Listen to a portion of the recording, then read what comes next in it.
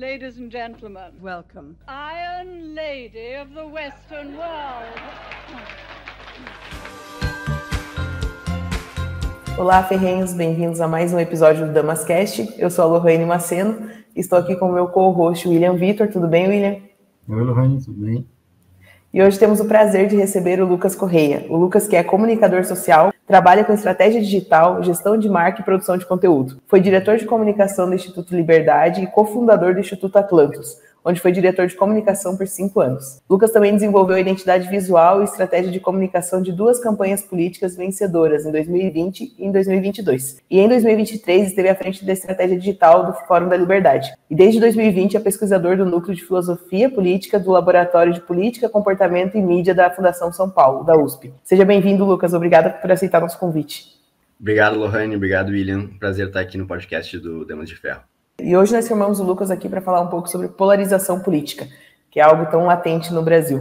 Lucas, para a gente começar, tu poderia passar para o pessoal um pouco o que seguiria essa polarização política e como que ela nasceu? Sim. Então, polarização é uma palavra que está no debate público há alguns anos, né? E existem visões diferentes sobre o tema. Então, tem gente que fala muito sobre polarização, mas não explica. Geralmente acontece isso, né? Se fala muito do termo, mas não se explica o que é, por que é polarização, por que não é outra coisa, de onde surgiu. Tem pessoas também que negam que há uma polarização, que falam que há agora uma divisão entre esquerda e direita, ou entre lupetismo e bolsonarismo, e que isso não teria nenhum problema. Seria só o fato de que antes havia uma hegemonia política e agora não há mais, há 2 polos. Na minha visão, o que acontece é que no Brasil, desde a redemocratização, não havia uma polarização até a chegada do bolsonarismo, né? Então, o que acontece? Antes do bolsonarismo, tinha um polo que estava se estabelecendo, que era o polo petista, o polo lupetista, né? Que vinha de várias eleições, vencendo, e que representava certos anseios, certas visões de uma parte do eleitorado, uma parte do público brasileiro, que são relativas a um certo polo político, relacionadas ao igualitarismo, ao sindicalismo, ao socialismo, e, enfim, havia representação, ao assistencialismo também. Então, havia essa representação de um polo no lupetismo. Só que não havia um outro polo concreto com representação política institucional para fazer, né, essa contraposição. O que havia era que, circunstancialmente, alguns candidatos, geralmente do PSDB, faziam essa parte contrária, só que eles não representavam realmente valores, anseios populares de um polo oposto. O que acontece quando chega o Bolsonaro, com a ascensão do Bolsonaro, é que vários desses valores que eles estavam dormentes, digamos assim, na população, eles encontram uma expressão política no Bolsonaro e no bolsonarismo. Então, coisas como nacionalismo, como militarismo, como um conservadorismo religioso, todo esse universo, ele é um universo que ele tinha base na política brasileira, então, com governos militares, né, com um integralismo, com vários fatos históricos do Brasil, só que hoje eles não encontravam expressão política relevante, principalmente na disputa principal do país, né, que realmente move mais os ânimos das pessoas, que é para a presidência. E com o Bolsonaro, eles encontram essa expressão. Os políticos que faziam frente ao PT antes, eles não representavam essa expressão de valores como esses, né? Os políticos do PSDB não tinham esses valores. Com o Bolsonaro, há uma representação concreta desses valores. E aí, para mim, é aí que começa a se formar essa polarização, porque existem polos concretos de cada lado, né? São valores realmente opostos e divergentes que encontram representação nessa política. E há um afastamento cada vez maior, né? Então, por isso, polarização. Eles vão se afastando de modo que há pouca conversa, há pouca possibilidade de conversa entre aqueles que são os militantes, digamos assim, de cada um desses polos, né? Então, na minha análise, é basicamente isso, né? Tem gente que fala que, mas sempre teve uma divisão, então antes a divisão era representada pelo PT e o PSDB, só que, como eu falei, eu não acredito que isso era uma polarização, porque o PSDB muitas vezes era uma escolha circunstancial de grande parte da população que não se via representada pelos valores daquele partido, daqueles candidatos, mas que, sendo circunstancialmente o candidato que poderia fazer frente ao PT, era para lá que essa parte da população ia. Então, é basicamente isso, assim, a minha análise vai basicamente nesse sentido. E o PSDB se desfacelou, né? A gente dificilmente ouve falar sobre PSDB hoje em dia. Eles lutam para sobreviver, pelo menos assim na minha visão, né? Sim. Isso pode ser mais um indício também de que não era, pelo menos como polo político, não era algo concreto, né? Não era, como eu falei, não representava realmente vários anseios de uma grande parte da população, que a maioria da população brasileira, ela tem valores, por exemplo, conservadores religiosos. E não existia uma representação relevante nessa disputa, que é a mais importante, que é a presidencial, para essa parte da população, né? Então, uma coisa que eu lembrei agora que eu não tinha esquecido de mencionar é que se falava muito na época do PT em partido anti-PT, né? Então, também é um indício que nos mostra que não existia um polo político que representasse, né, o partido tal, o político tal. Então, as pessoas realmente criavam coisas como partido anti-PT, né, para demonstrar que eles eram o oposto daquilo ali. Tinha um polo oposto daquilo ali, com valores opostos daquilo ali, mas que não tinha uma representação para que tivesse até uma nomeação mais clara do que se tratava, né? E hoje não se fala mais de partido anti-PT, se fala da direita bolsonarista, né? Quem é anti-PT geralmente já se afiliou, digamos assim, à direita representada hoje pelo Bolsonaro. E tem uma identidade própria agora, né? Exatamente. Eu percebo que o PSDB ele nunca teve os princípios e valores dele bem estabelecidos, né? O que não gerava no pessoal uma espécie de idolatria que foi gerada pelo Bolsonaro ali à direita. Eu percebo que o Alckmin também nunca foi uma figura que engajou essa espécie de idolatria, né? Quando a gente fala em polarização de direita e esquerda, a gente tem muito que a esquerda é a questão do populismo e tudo mais. Apesar de serem valores diferentes, você acha que também tem esse populismo por parte da direita nesse movimento de polarização? Acho que esse é mais um fator novo, né? E que talvez também contribua para a gente considerar que há uma polarização. O PSDB ele não tinha esse apelo popular, né? Os líderes do PSDB que surgiam circunstancialmente para disputar com o PT não tinham esse apelo popular, e acho que isso também tem um pouco a ver com aquilo que eu falei dos valores, anseios que estão em grande parte da população. E o Bolsonaro, ele vem representando isso, e tem mais um fator aí que de repente é legal a gente entrar também, em relação a essa questão do populismo, que é uma queda muito grande da confiança nas instituições mediadoras, né? Então, por exemplo, as próprias instituições democráticas, as eleições, o judiciário, as universidades, a imprensa, existe uma queda muito grande se verificando de confiança geral da população nessas instituições. Isso não é uma coisa exclusiva do Brasil, isso também, por exemplo, tem acontecido muito nos Estados Unidos, então as pesquisas mostram essa queda muito grande. Eu estava até dando uma olhada em alguns dados aqui. O Brasil é um dos 6 países, isso eu acho que é de 2021 esse dado, onde mais há queda de confiança. E os Estados Unidos é o país que houve a maior queda nessa pesquisa. Então, isso contribui para essa ascensão de populismo, porque o populismo, ele basicamente significa que não há uma relação direta entre o líder carismático e o povo, né? Então, basicamente, é a ideia de que a gente deve abrir mão de instituições mediadoras, de processos de mediação entre o líder, né, político e a população, e ligar diretamente esses dois. E quando há uma queda de confiança entre todas essas instituições que fazem esses papéis de mediação, seja de mediação de informação, né, na imprensa, seja de mediação de conhecimentos na universidade, mediação de justiça, enfim, dos tribunais de justiça, mediação das próprias eleições, né? Se há uma queda dessa confiança, a população começa a ansiar mais por um contato direto com o líder, né? E isso é uma coisa que a gente viu muito claramente com o Bolsonaro, e que ele alimentou muito isso, né? Com, por exemplo, a ideia de que ele não queria conversar com a imprensa, né,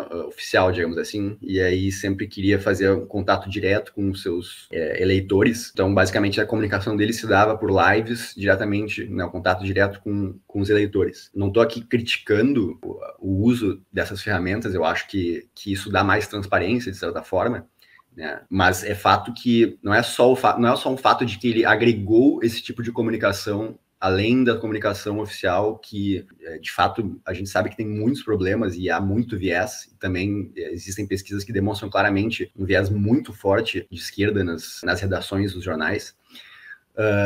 Mas o fato é que ele não só adicionou essa ferramenta, mas ele basicamente, toda a retórica dele é de que o resto basicamente não deve ser considerado, né? Então, é de querer realmente excluir essa mediação da imprensa tradicional em benefício do contato direto com o povo, digamos assim. Então, esse é um dos fatores que a gente tem hoje. É porque o contato direto com a população, a fala dele vem crua para a população e ela faz a sua própria interpretação, né? Passando por um veículo de imprensa, alguma coisa, a gente via que tinha vários exemplos de que as falas dele eram manipuladas para depois passar isso para a população. Teve um programa, se não me engano, foi o Agora é Tarde, não lembro, que tinha o Marcelo Taz, tinha o próprio Danilo Gentili. Eles abordaram o Bolsonaro uma vez no Congresso lá e fizeram algumas perguntas para ele, e as respostas dele foram para o ar, foram totalmente manipuladas. Se você pegar o trecho cru das perguntas e respostas que eles fizeram, que ele foi respondendo, você vê que foi feito, o corte que foi para o ar foi feito para denegrir a imagem dele. Não é à toa que há essa desconfiança da população nessas instituições, né? Sim, e isso é grave, né? Porque... Do CQC, perdão. Sim, porque a desconfiança nessas instituições, ela é justificada, né? Ela não é uma coisa que surge do nada por mero fanatismo político. Há fanatismo político, mas há razões legítimas para essa desconfiança muito grande, para essa perda de confiança de instituições como os veículos tradicionais de imprensa. Então, isso é uma coisa que a gente consegue verificar, né, claramente no modus operandi da imprensa, né? Então, uma coisa que a gente está vendo hoje é, por exemplo, como que a imprensa tratava certos temas, certos assuntos, certas pautas no governo Bolsonaro como coisas assim, com extrema culpa do governo, né, como se fosse sempre culpa do governo, e como crises assim que ameaçavam a existência do Brasil, a existência da democracia. E aí coisas muito, muito semelhantes que acontecem hoje são tratadas com uma tranquilidade muito maior e não são ligadas diretamente ao governo, né? Então, por exemplo, queimadas que a gente está vendo, né, no Pantanal, na Amazônia, a gente está vendo que está uma situação bem, bem complicada, recordes de queimada, e não há aquela comoção nacional, né, que envolve não só a imprensa, mas também a classe artística, né? Então a gente fica muito claro para quem tem um mínimo distanciamento e um mínimo senso crítico que certos setores da sociedade basicamente operavam para um lado político, né? Operavam praticamente para o partido. Então isso é uma coisa grave e, claro, eu não acho que a questão é que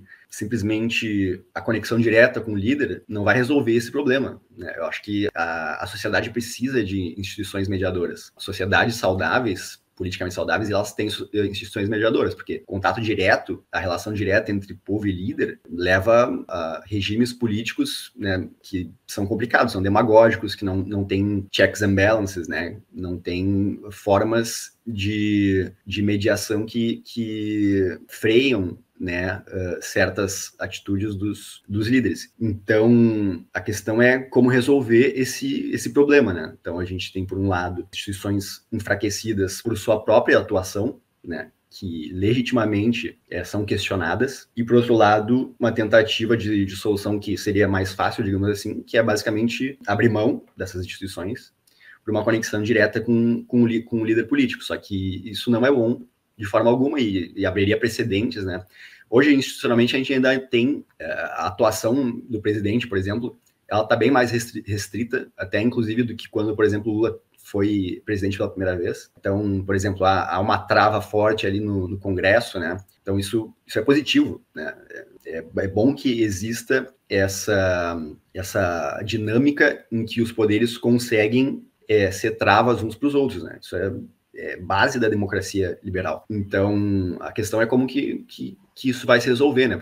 Até porque se estabelece uma conexão direta de ação do político com base só na vontade popular, digamos assim, isso é precedente para que os próximos governos, né? Então, por exemplo, digamos que no governo Bolsonaro, o que muitas pessoas pediam, que era basicamente que Bolsonaro pudesse agir com mais liberdade, independentemente de instituições mediadoras, né? O que muitos eleitores Bolsonaro provavelmente queriam. Se isso tivesse acontecido com o Bolsonaro, daí o Bolsonaro não se reelege, entra Lula, entra qualquer outro político, ele já tem precedente para também agir dessa forma. Então, né, essa é a questão que se coloca, né?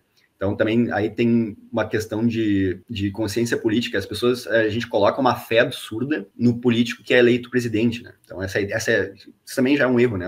Essa ideia que existe é muito forte no Brasil, que talvez seja típica desse sistema, que é o presidencialista, de que a coisa mais importante que existe no país, num ano de eleição, é aquela eleição do presidente, e não é só a coisa mais importante para o país naquele ano, é a coisa mais importante para a existência do país, né, para os próximos anos. Essa é uma ideia enganadora, né? A gente não deveria achar que a eleição de um presidente ou outro presidente vai acabar ou não vai acabar com o país, ou vai salvar o país, quando a instituição política mais importante não é o presidente, é o Congresso, é o Parlamento, né?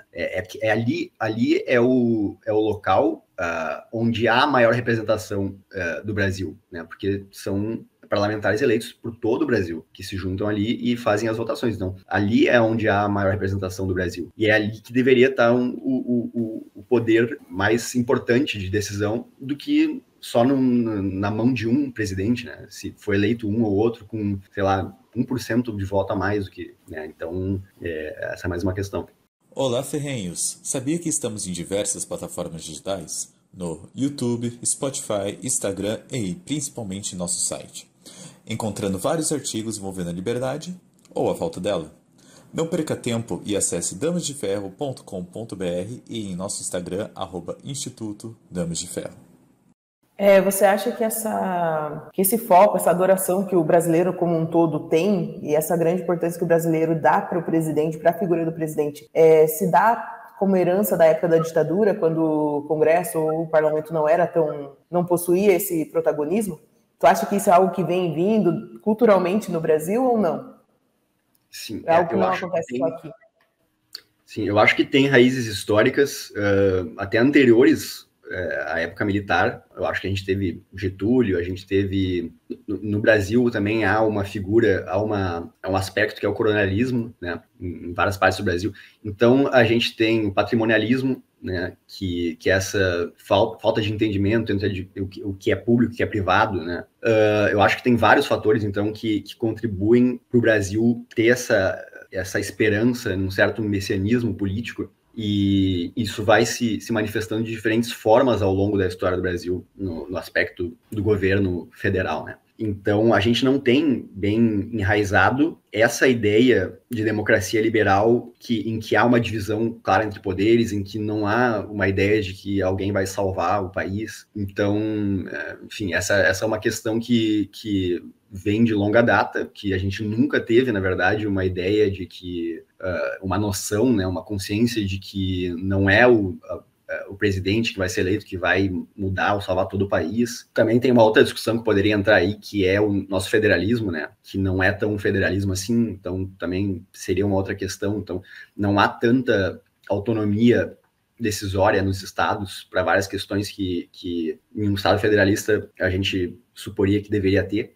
Então, as pessoas acabam colocando todas as esperanças, né, no governo federal, em Brasília, sendo que num país de dimensões continentais que nem o Brasil, isso não é muito positivo, né? As decisões ficam focadas muito longe de onde as pessoas estão, das realidades diferentes do Brasil. O Brasil tem realidades absolutamente diferentes, né? Cada estado, às vezes, em cada interior ou cidade, e é óbvio que não há representação possível para todas as realidades no governo federal. É algo que acontece, a gente vê também que acontece até mesmo nas cidades, né? O pessoal não tem muita noção da importância que tem a Câmara de Vereadores e acaba focando muito na figura do prefeito.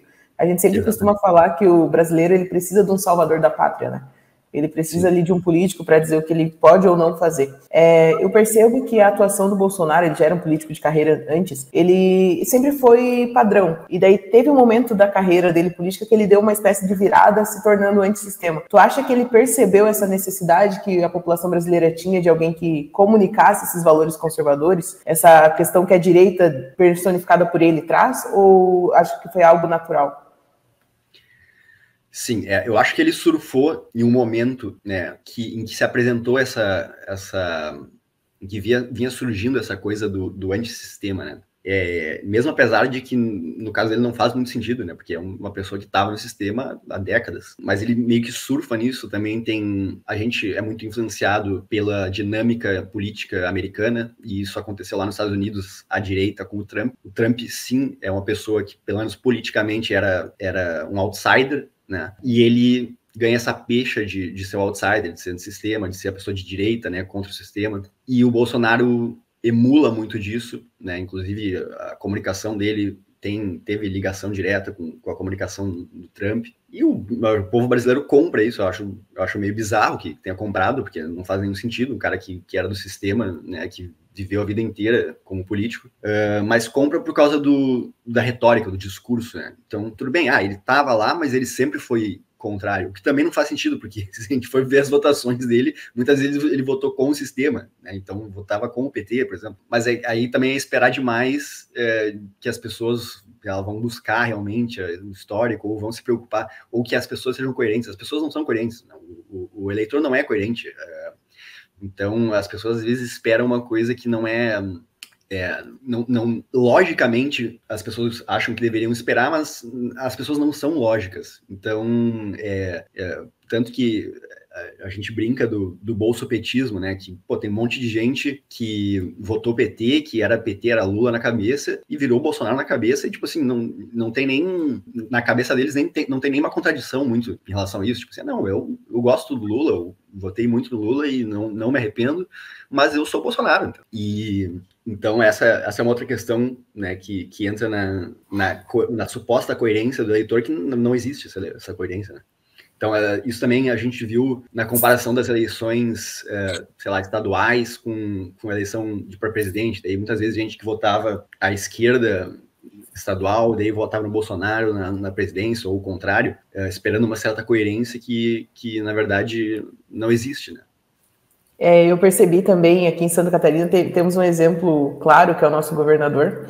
Ele, em 2014, ele apoiou a Dilma, ele sempre foi muito do lado da esquerda, assim, todas as ações dele foram sempre voltadas para o lado da esquerda, e quando surgiu o Bolsonaro, ele meio que desprendeu, tentou tirar a imagem dele grudada ao PT e colou no Bolsonaro, e ele foi eleito com essa pecha, tipo, do 22, que ali em 2022 foi muito forte. Tiveram muitos políticos que eram de esquerda, que possuem votos de esquerda, digamos assim, voltados para o populismo, para o coletivismo, e eles grudaram no Bolsonaro de uma forma e acabaram sendo eleitos por essa onda também.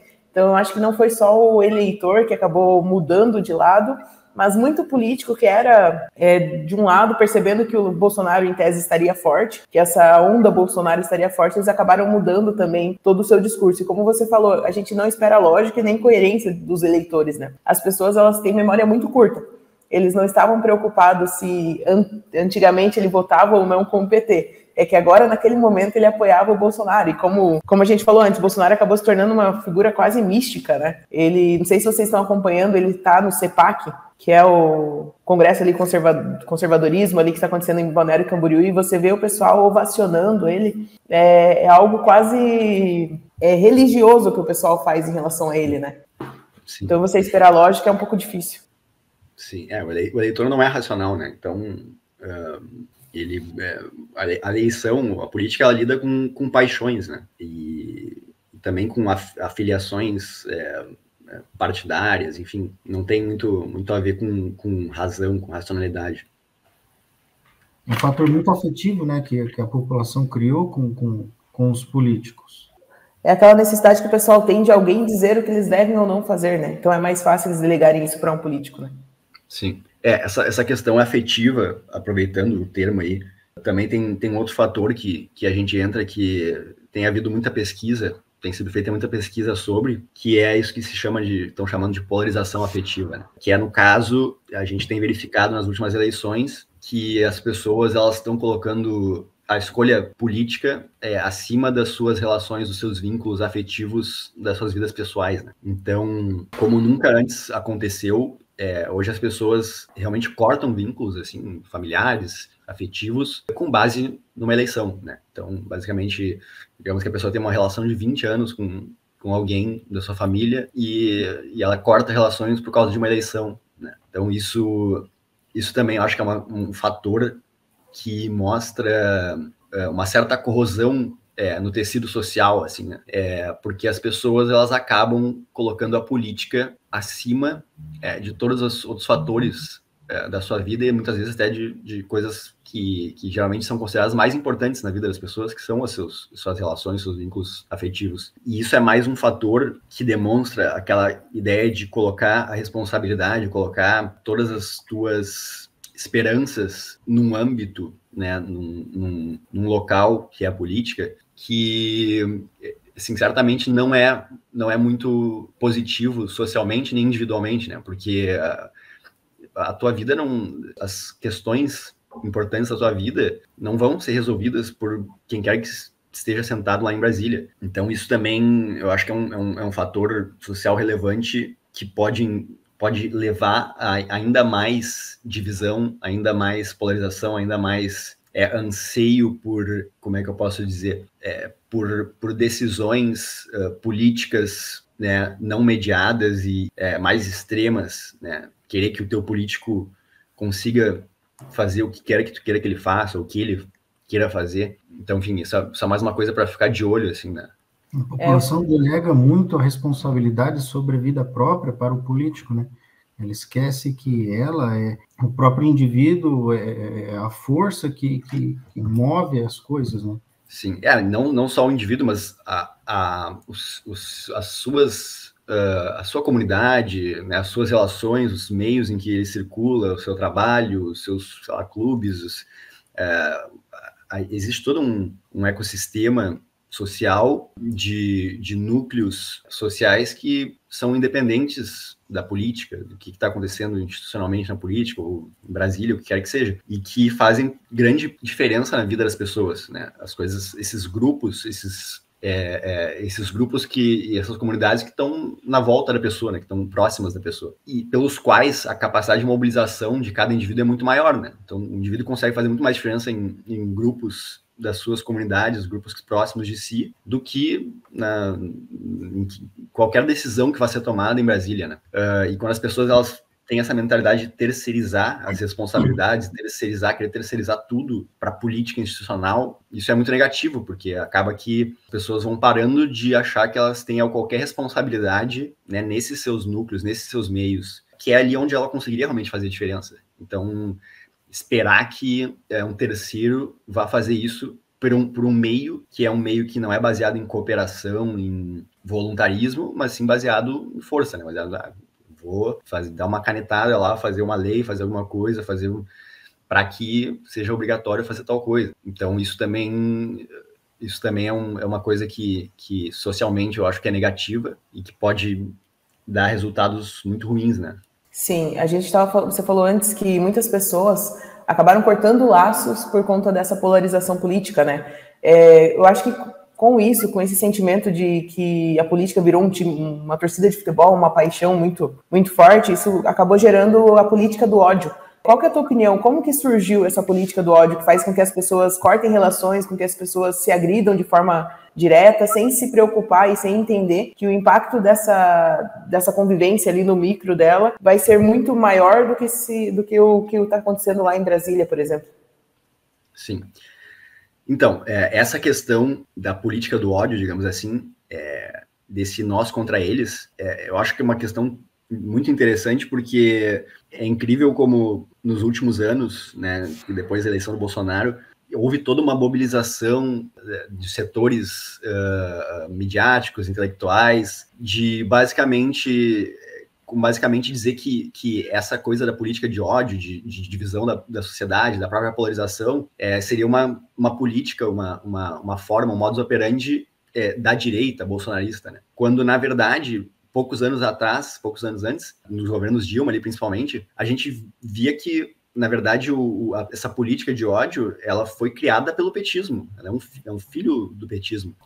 O PT foi o criador dessas campanhas massivas de ódio político contra adversários, de destruição de reputação de adversários. Fizeram isso com... O primeiro inimigo com quem o PT faz isso é o inimigo interno, né, na esquerda. Então fizeram isso com a Marina Silva, que foi taxada de fascista. Hoje ela está lá no governo, mas ela foi destruída completamente como alternativa política pela propaganda massiva de ódio do PT, promovida pela militância virtual organizada do PT. Eles chamavam até de MAVs, né, militância em ambientes virtuais. Isso na época do governo Dilma. E eles tinham uma rede de fabricação de fake news, com blogs de militantes. Então tinha várias, Brasil 247, 7, Eu Vi o Mundo, umas coisas, eu não lembro de todos os nomes, mas tinha vários blogs, assim, financiados com publicidade estatal, e eram blogs que, eu lembro que saíram planilhas, assim, mostrando a quantidade de verba que ia para esses blogs comparada com a quantidade de verba de publicidade que ia para veículos de mídia tradicionais com um alcance infinitamente maior, e era completamente desproporcional, né? Então ia muito dinheiro comparativamente ao alcance para blogs totalmente irrelevantes, que eram claramente blogs de criação de fake news, de factoide contra adversários políticos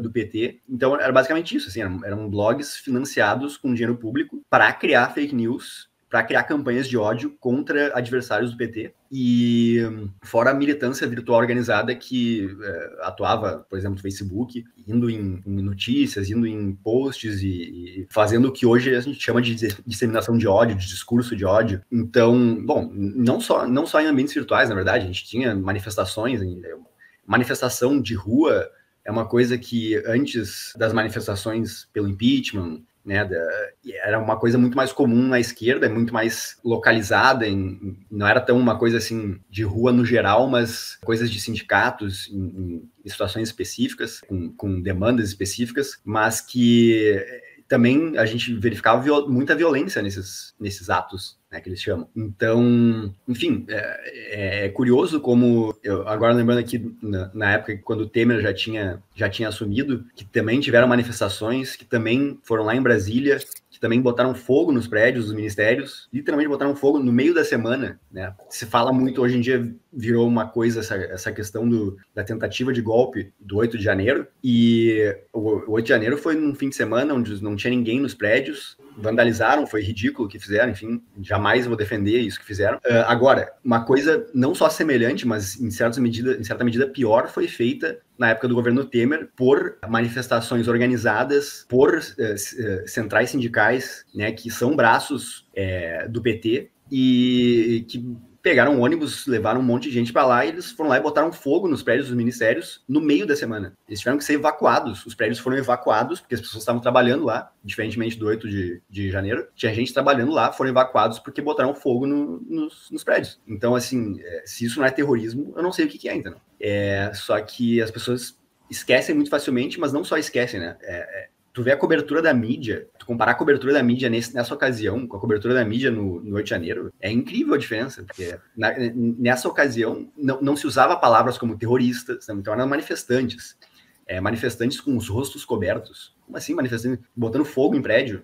E não são terroristas. Então, enfim, mas essa questão de onde surgiu o ódio, as paixões, claro que elas sempre fizeram parte da política. Agora, uma coisa organizada, pensada, um modus operandi de nós contra eles, né, dessa política de nós contra eles, de divisão, de uma coisa sectária, fanática, isso foi criado como modus operandi pelo PT no Brasil. E é engraçado, eu vi esses dias, não sei se foi no Estadão ou na Folha, porque agora parece que tá virando um pouco a onda na mídia tradicional, que publicaram justamente sobre isso, que o PT que inventou, né, essa coisa do ódio político nas redes, não sei o quê. Poxa, lembraram disso agora, depois de, né, sei lá, 6, 7 anos. Durante todos esses anos eu ficava olhando essas análises de gente falando que, né, o discurso de ódio, a política de ódio, é tudo uma criação da direita bolsonarista. Eu ficava, cara, mas como é que vocês esqueceram de tudo que o PT criou,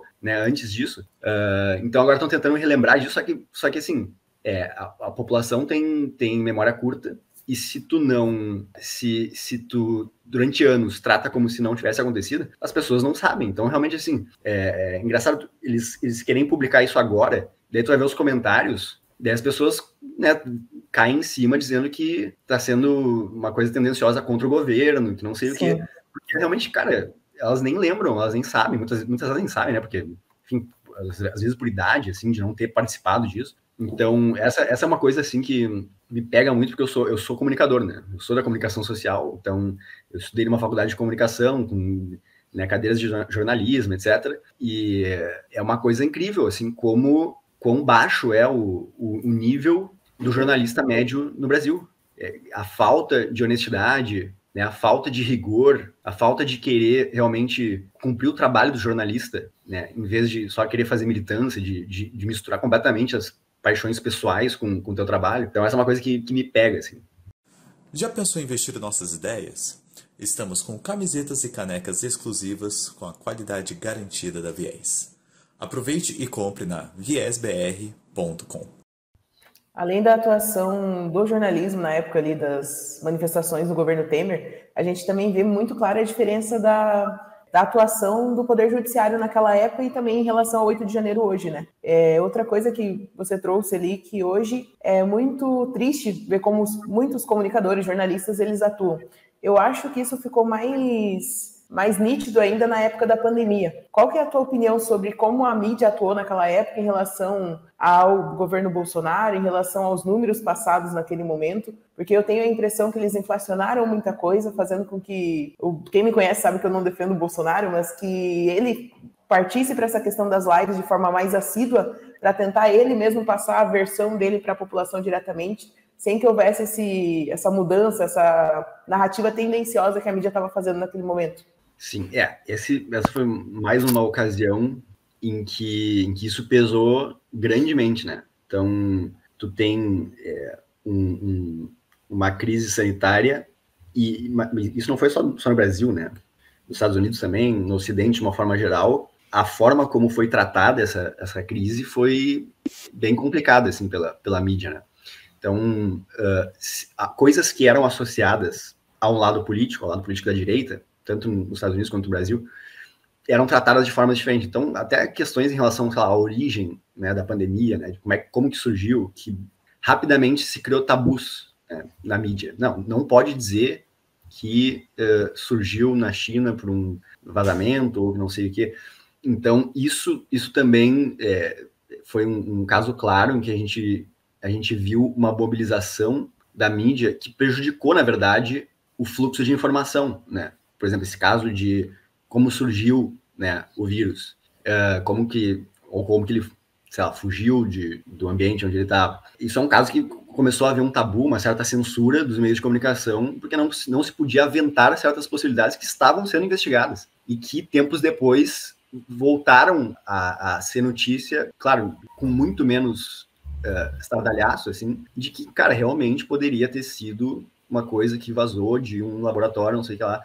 Então, o bloqueio de investigações, né, principalmente em situações em que não há clareza nenhuma do que está acontecendo, o bloqueio de informações ele é negativo, principalmente se tu não tem clareza de se algo é ou não é falso, é ou não é verdadeiro, se não há simplesmente não teve como ter investigação que acabou ainda, né? Não tem como ter acabado uma investigação de algo que recém surgiu. E isso foi feito em de todas as formas, né? Então, questão de lockdown, questão de máscara, né?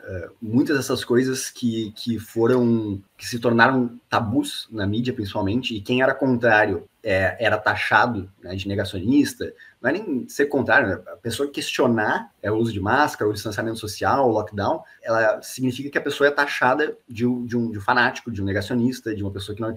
O que é absurdo, porque muitas pessoas estavam extremamente atentas aos estudos e justamente por ver resultados de estudos, muitas vezes os estudos mais abrangentes, mais rigorosos, dizendo, cara, não tem nenhuma evidência de que funciona distanciamento social, de que funciona o uso de máscaras em ambientes fechados, em ambientes abertos, sei lá. E é mais um caso em que, no momento, a força dessa atuação da mídia leva a uma opinião pública disseminada para certo lado, quando, na verdade, se tu for pegar os estudos agora, tu vai ver que, cara, boa parte dessas coisas não funcionava. Os estudos melhores que tem comprovam que não tem nada que diga que funcionava. E só que ninguém podia falar sobre isso. E, claro, isso vai sendo associado a um lado político. Então, aqui foi muito associado ao Bolsonaro. Eu sou extremamente crítico da forma como o Bolsonaro tratou a pandemia. Eu acho, sim, que a forma como ele tratou, a retórica que ele usou é negacionista e causou mais mortes do que deveria, porque os seguidores fanáticos, eles fazem tudo que o Bolsonaro fala ou que sugere. Então, eu acho que foi extremamente imprudente. Eu acho que, inclusive, não tem absolutamente nada a ver com a posição que um político conservador, no sentido de conservador e filosófico, né, de filosofia política,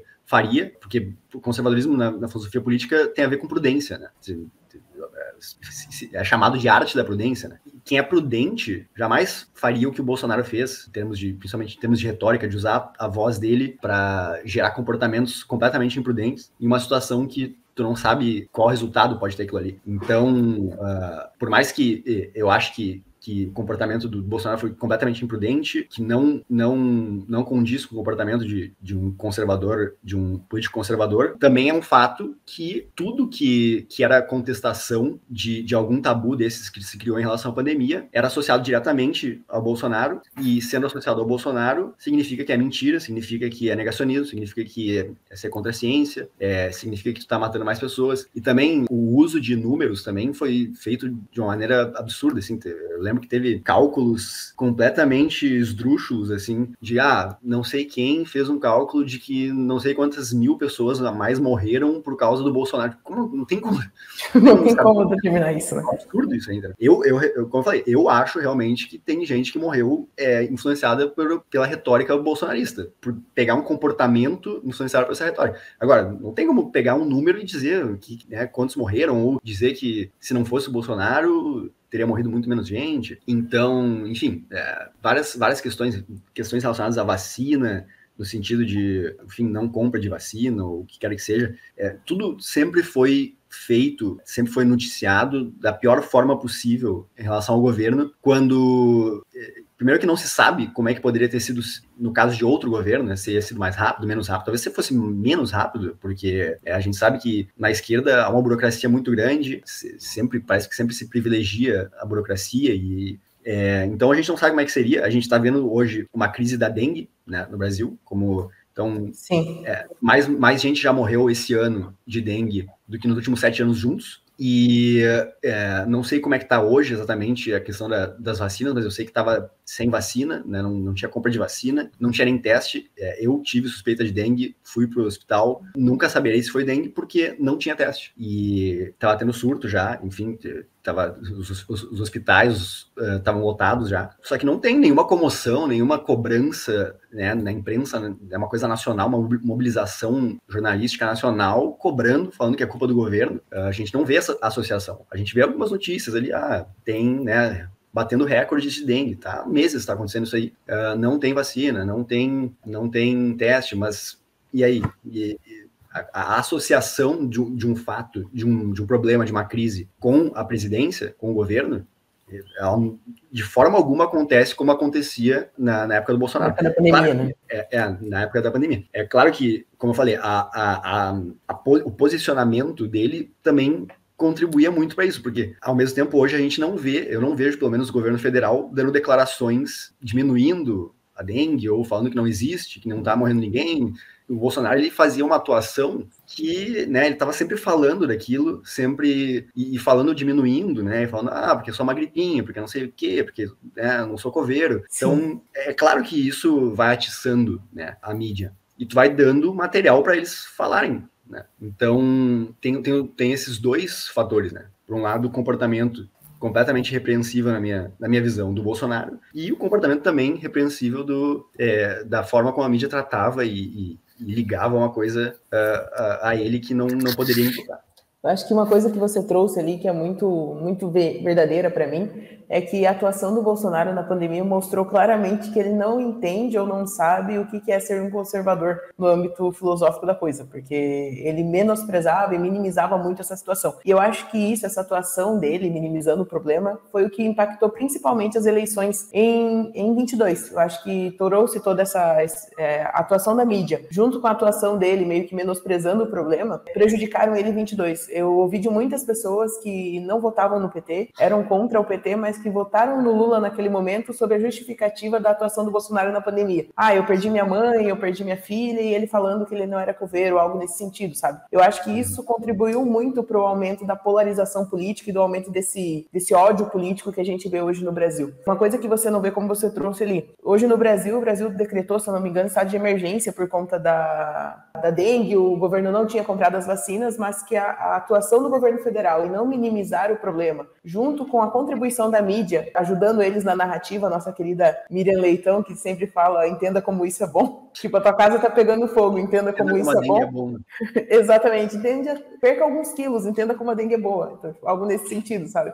Então, eu acho que isso, unido ao fato do governo não se manifestar de forma minimizando o problema, acho que tem ajudado um pouco nesse equilíbrio, sabe? Se a gente for ver nessas duas... Não diria que a dengue é uma pandemia, mas nessas duas crises de saúde, né? Sim. Em fevereiro, no início de fevereiro de 2020, o governo federal decretou estado de emergência para prevenir, ou pelo menos mitigar um pouquinho, a chegada do coronavírus no Brasil. Mas, na época de carnaval, a mídia fazendo um alvoroço enorme para a chegada do carnaval, governos estaduais, Dória, pulando o carnaval lá. Parece que o povo esqueceu um pouquinho disso e a mídia não faz nenhuma questão de relembrar, né, que o governo federal tomou uma atitude antes de qualquer outra esfera da administração pública. Sim. É mais uma coisa que mostra assim, que a mídia ela sempre tratou com maior má-fé possível, né, a atuação do governo enquanto era o governo Bolsonaro, né, e que é uma coisa que é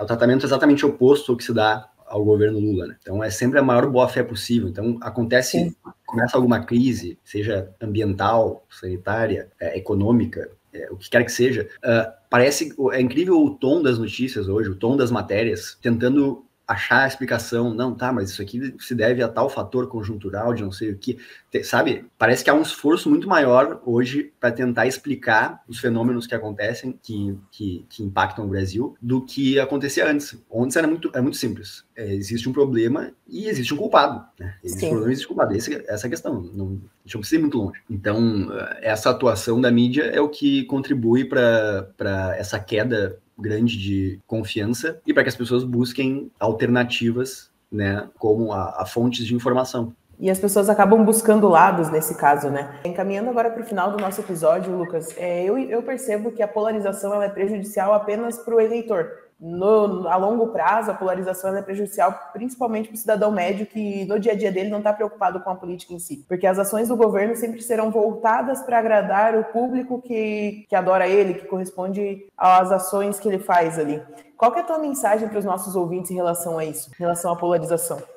Isso que tu trouxe é importante, né? Que a maior parte das pessoas, ela tá querendo seguir sua vida e esse clima de opinião pública, esse debate, esse clima mais visceral no debate, né, público e em relação às questões políticas, inclusive com instâncias entrando nesse conflito que não deveriam entrar e que prejudicam mais ainda, tipo, por exemplo, o STF, né? Então, o judiciário entrando em contendas políticas de uma forma muito partidária. Isso é muito negativo, porque essas coisas, elas têm consequências que vão afetar toda a população, mesmo essas pessoas que, na verdade, elas não se importam muito, elas não são fanáticas, elas não têm um lado específico, que é grande parte da população e geralmente é quem decide as eleições, né? Então, tu vai ter uma parte da população fanatizada para um lado, né? Então, mais, né, isso já está mais, como é que eu posso dizer?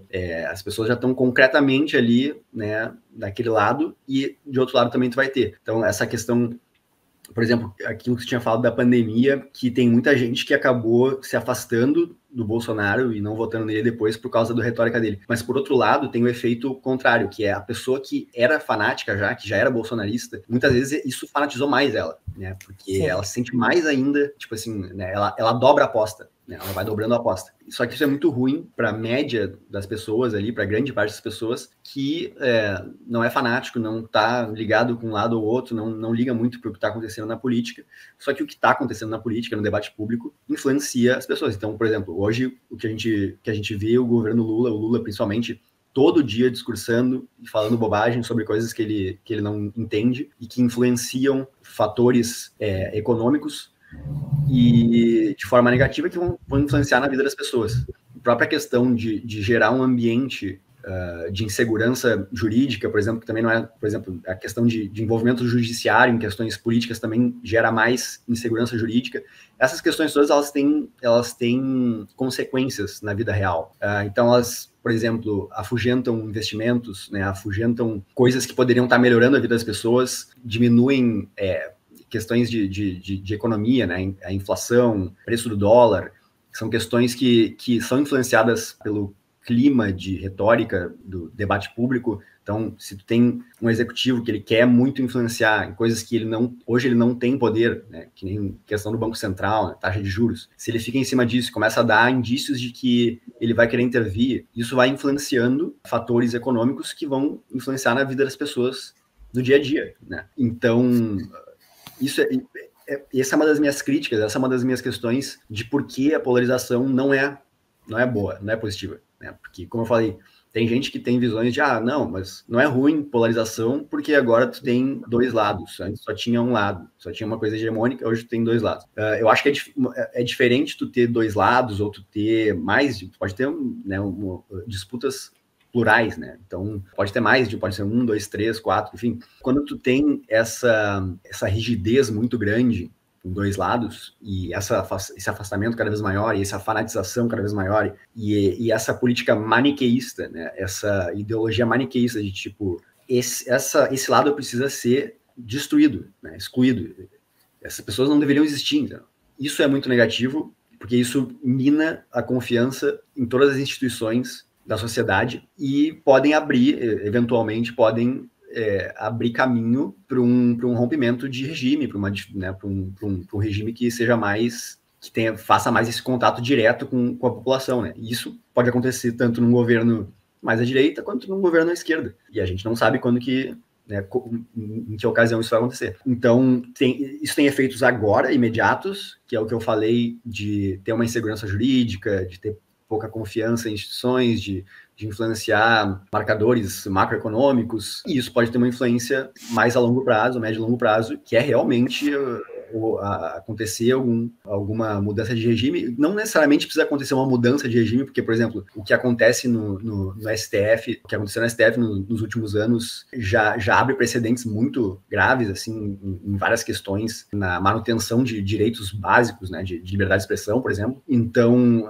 por isso que eu não acho que é positiva essa questão da polarização, porque ela vai criando consequências que vão impactando a vida, né, das pessoas, no geral. E, em algum momento, isso pode se tornar irreversível, isso pode se tornar... justamente porque, quando há esse distanciamento tão grande, os lados, eles não conversam, os polos, eles não conversam. Eles não querem, como eu falei, eles não querem nenhum tipo de concessão, eles querem a exclusão, o extermínio do outro lado. E a política, ela é feita de conversa, de debate, de concessão, né, de chegar em lugar comum, então, como o Michael Oakeshott fala, que é um grande filósofo conservador britânico, a política, ela é uma conversação, ela é a arte da conversação, né, de tentar pegar os conflitos e resolver eles não chegando na última ratio, que é a violência, não chegando, né, Então, se as pessoas não entendem isso e elas acham que a política é um lugar de fanatismo, é um lugar de extermínio do opositor, eu acho que isso pode se tornar uma coisa grave se for disseminado pelo país, né? Então, Lucas, eu gostaria de agradecer muito pela tua participação, William também pela companhia em mais um episódio, e Ferrenhos, não idolatrem políticos, entendam que a polarização é ruim e prejudica só você, não seja um idiota, e até mais. Obrigado. As opiniões do convidado não representam a posição do Damas de Ferro enquanto instituição.